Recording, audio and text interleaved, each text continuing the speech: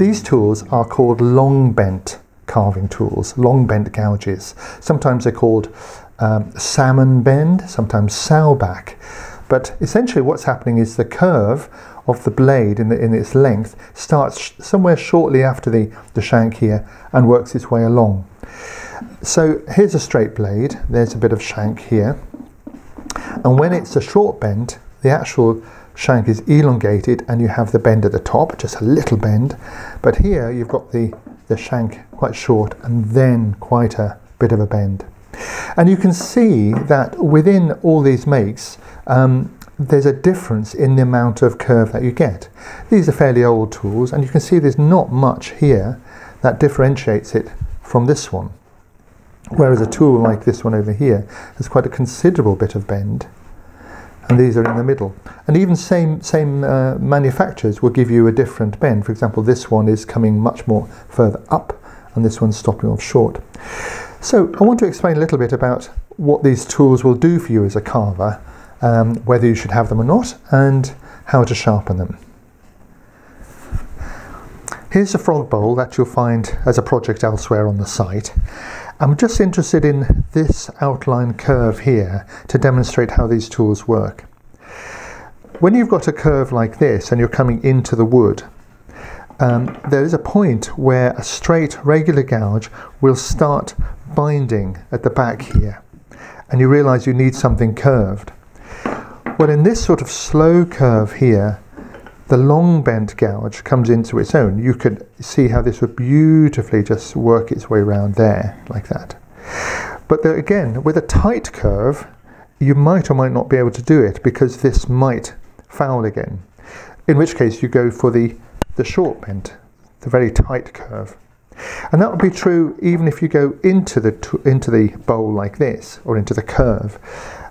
This tool has got not enough of a curve. You can do the first bit, but then when it comes around here, it would start to chatter. And that's where you need back to the short bend. So just moving on to another carving, again to just give you an idea, this is a little mermaid bowl that Carrie made. So we've got some very tight curves here, but we've got very low, slow curves here where the tail is. So in this place, you could use this curve tool beautifully like this. It would come down here like that. Whereas if you use the short bent gouge, you'd be swinging the handle like this. So there's something about this tool which gives you that lovely feeling as you go across. At a certain point, you wouldn't be able to get into these curves, so you go back to the short bend. And it's also useful, of course, if you want to carve into the middle here, because as we carve across, this handle here is getting in the way. You see, I can't get in enough. But with a bit of a bend, the handle's clear, and I can work this quite readily. These sweeps come in all the sweeps you can get for all the gouges, flat to curves. The same Sheffield list are all available. So that's really how they're being used, for long, slow curves.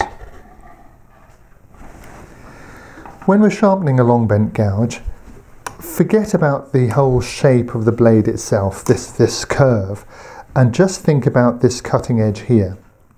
So they offer the cutting edge and the bevel behind it at your normal 15 to 20 cutting angle here, and then you sharpen it like so. So whatever the curve is here, you just have to adjust. So don't think about your handle, think about here.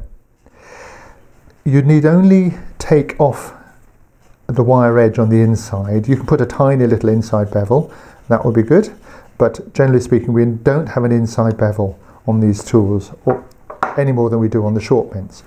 The other thing you can do is to soften that off, is you can drop this back so you're on the heel and just rub the heel over, so you get this little bit of a scoop. And in fact, if the bevel is slightly curved and following this curve here, what you're doing is you're just making more of this sort of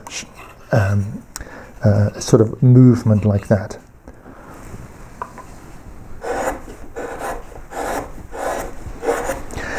So as you're using these tools, what's happening is the tool goes in, then the natural curve sort of jigs itself, so you get this lovely sense of scooping